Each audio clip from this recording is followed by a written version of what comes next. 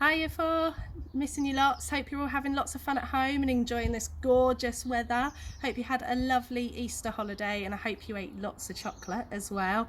Just wanted to start off by saying some big thank yous for all the work that you've been sending in. It's absolutely made my day to see your emails and to see how hard you're working at home. Thanks very much to Henry for some fantastic maths work, was really impressed. To Bobby, Lexi, Adam and Alyssa, loved your Viking posters, really good to see all of your history learning coming out in that. Thank you to Ollie, Mabel and Cami who have been working really hard on the tasks that we've set you on the Google Drive. Thank you to Rosie, Archie, Bella and Sunny for some fantastic story writing. The vocab guys that you've been using has been amazing. Keep it up, it's lovely to see. Well done to Leo, Jess, Alyssa and Bella, some fantastic artwork that I've seen. Blown away by some of your art skills guys, well done. And finally to Bobby, Ollie, Lucas, Morton, Aidan, Lucia for some fantastic science work. I know Mrs. Lancaster has been really impressed with your water cycle work, as have I. Really creative. I'm loving seeing some Lego examples, all of the science experiments that you've been setting up at home. Keep it going, keep sharing your work with us, it's so lovely to see. Thank you. For your home learning this week, as we're aware it's the Easter holidays, I have put some Easter themed tasks in for you so you can have some fun. The White Rose maths is still there for you to be doing at home. It's a bit more practical this week as it's the Easter holiday, so there's some baking in there, so there's some experiments for you to do in there, but really using and applying your math skills that you do at home. You don't have to do them all exactly as before. Pick and choose what you think is going to be interesting for you, and also pick and choose the skills that you want to apply. There's some skills there, and also if you've got the baking ones, the recipes there as well. There's also a number of games that you can play with your families. I'm sure you've seen on the YouTube videos the different games that we're suggesting. There's lots of other different games here as well for you to do. So lots of fun practical activities for the White Rose maths task this week. Also in the Google Drive, you'll see a bit of a fun Easter joke activity. We've done some of these in school before, so I'm sure you'll be aware of how to do these. It's asking for your times table facts, so you need to answer with your times table fact, and then in the grid below there's a clue for you to be able to work out what that times table fact says. So use that clue for the letter in each of the eggs. Once you've solved each of those number facts, you'll see it spells out the answer to a joke. So the joke that you're answering is, why do you never see dinosaurs at Easter? Once you've solved with your times table facts, you'll be able to fill in the joke at the bottom here to be able to solve that joke. I'd love to see some of those once you've completed those. Also in the maths folder, we've got some times table practice. I've noticed on the times table Rockstars, your 7 times tables are some of the times tables that we're a little bit slower at in year 4, something that we're finding a little bit tricky. So I've been following your times table results. A bit more practice on your 7 times table will be really beneficial for you. Don't forget the times table challenge for the teachers versus children. At the moment, the children are winning. Come on teachers, we can do this, but keep going children with your times table practice. In the English folder, you've got your spelling list as normal. Keep working through those spelling lists, choosing 8 a week for you to practice. Your parents, your siblings can test you on those. Keep working through. Remember with the look, cover, write, check strategy. Keep going with those, putting those into sentences as well. For a writing task this week, we're continuing the work that we did in school with The Wind in the Willows. When we were at school, I'm sure you'll remember we just got up to chapter 5 in The Wind in the Willows, so I've provided chapter 6 for you for this week. This is the part of the story where Toad has decided his new hobby is the motor car. I'm sure you'll remember naughty Toad decided the caravanning wasn't for him and he wanted that motor car. We're continuing the story where we left off. Have a read of chapter 6. I've provided the text there for you. If you want to listen to the audio like we were doing in class, I've popped the link in there for you as well, so you can click on the link and listen to it.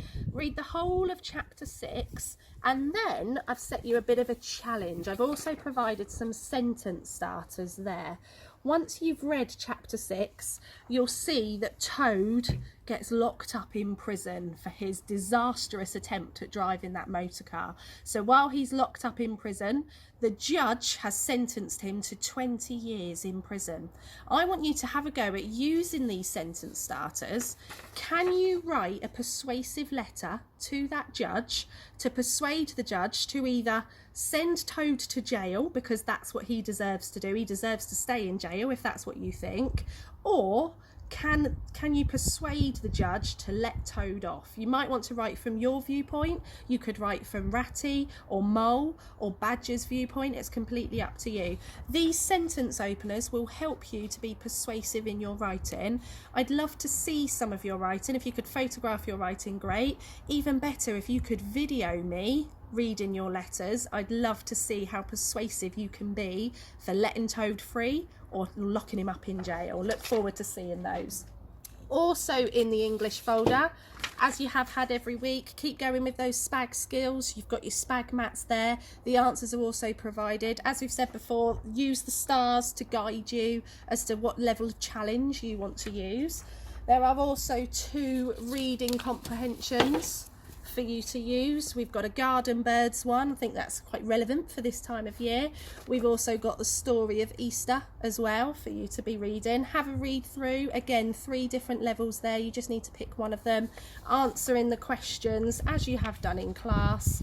And again, the answers are there as well for you to be able to mark them. Okay. And finally, in the Google Drive, you'll see I've posted some pictures of some Easter craft that you can be doing at home. You can make some pop-up Easter cards. If we were still in school, our next DT unit would have been using pop-up stories or pop-up cards, pop-up pictures. So I want you to have a go and see if you can make some cards. It doesn't have to be Easter themed. If you want to do it on a different theme, that's completely up to you. But have a go at making a pop-up card that you can give to somebody. My 2 boys at home have had a really good go at that. So you can see Ollie has decorated his Easter card there. He's had a good go at using the picture that I've provided for you to be able to make his own pop-up chick. So a happy Easter there from Ollie and Charlie to all of year 4. And you can see the beak pops up.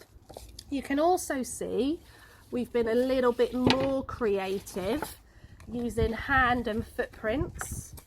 So we've had a go at making a different style of Easter card using some springs to make some of it pop up and to make it movable, and again keeping with that Easter theme there. And Charlie has also had a go at using an example from the Google Docs that I've put on there. He's decorated the front of his card and then he's produced a nice little pop-up Easter scene ready to give to his nanny. Perhaps you could make your own card for a family member. It doesn't have to be Easter, it could be a birthday card, but I'd be really impressed to see some different pop-up examples practicing those DT skills. Don't forget the PE challenges that are on the YouTube channel as well. Joe Wicks every morning will keep you active as well. Keep enjoying the weather. We're very lucky to be having this gorgeous weather. Stay safe, guys. Miss you lots. Hope to see you soon in school. Thank you. Bye. Hello, me again. Just a final message for you all from year 4. The Times Table Rockstars results. I've been really impressed to see loads of people from year 4 on there, giving the teachers a really good challenge.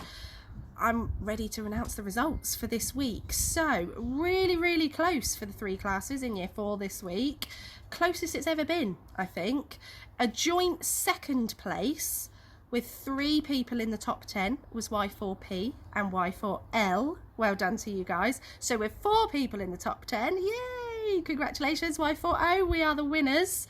The people with the most correct answers on Times Table Rockstars this week, congratulations to Liam in 2nd place in Y4O, and Lethan, you smashed it this week. Well done, Lethan.